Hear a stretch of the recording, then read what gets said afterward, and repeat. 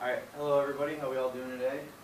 Good, I hope. My name is Ty Manir, and today I want to talk to you about art and design and how it relates to modern day life. So let's go ahead and get started. First off, what is art?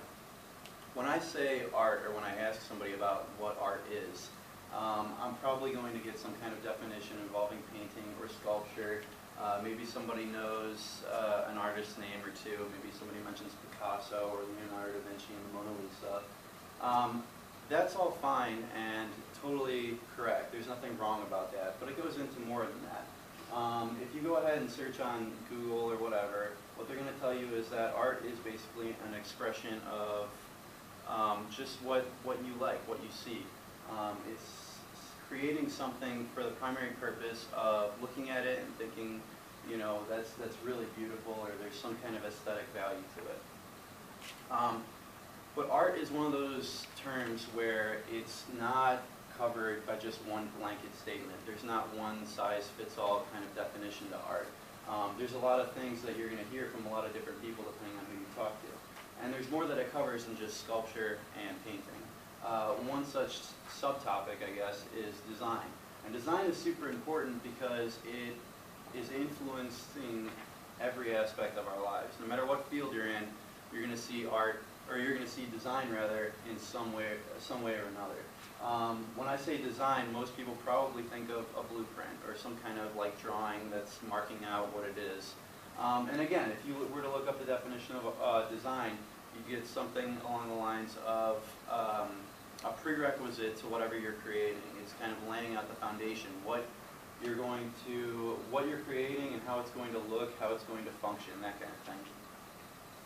And to kind of bring that together, those two concepts of art and design, into what we've talked about in class, a great example is the strand beast. If any one of us went down to Home Depot and picked up a bunch of PVC pipe and glued it together without knowing what we were going to do, it wouldn't work the same way as a strand beast because there's no design or no thought going into it. This was created with wind in mind as the primary source of movement. It was how it's going to function. And he created it with giant sails and with different interlocking parts to kind of get this movement so it would go and travel across the beach.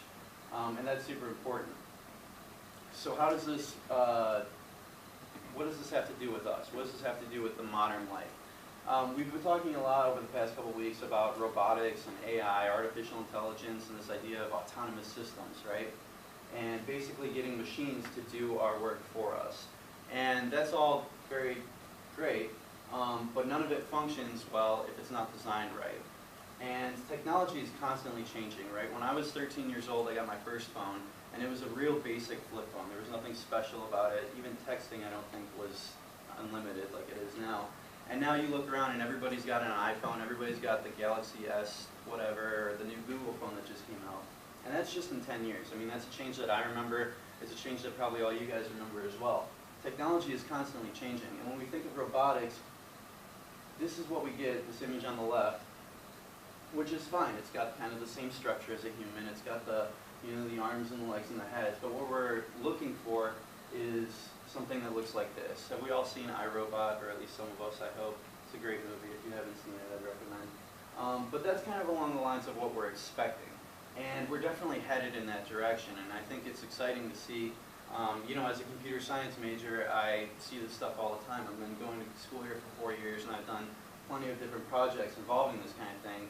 And for me, it's really exciting seeing how quickly technology changes. And particularly in this class, we've seen a lot of examples. The Strand Beast was kind of the introduction to that, but we've seen a lot of examples about robotics and you know, what they offer and all this different kinds of things. And the robotics aren't just, you know, robots that walk around and, you know, maybe communicate with people, but there's a bunch of other kinds of things. We've seen the Amazon Echo with Alexa, who kind of responds and has conversations with you.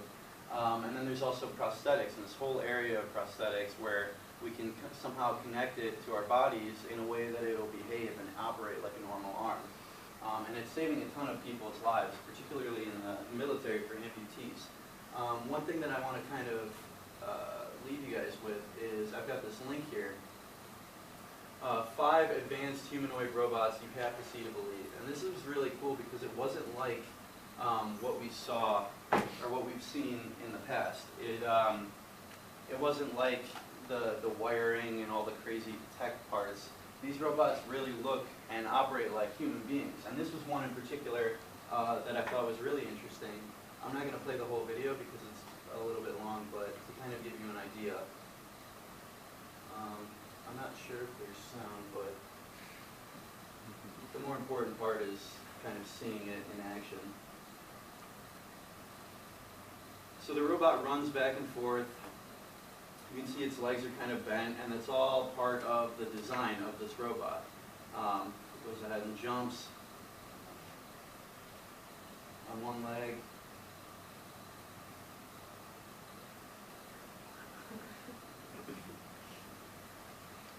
And this is kind of to build off of what I was talking about earlier, the design. You can see how its legs are bent, how there's different joints around the ankles and everything. Everything about this robot is designed to create movement and to make the movement look as natural as possible. And there's a ton of different examples on here about robots that can do chores for you, deliver drinks and all kinds of things, and I definitely recommend taking a look at that if you get a chance. So, are there any questions?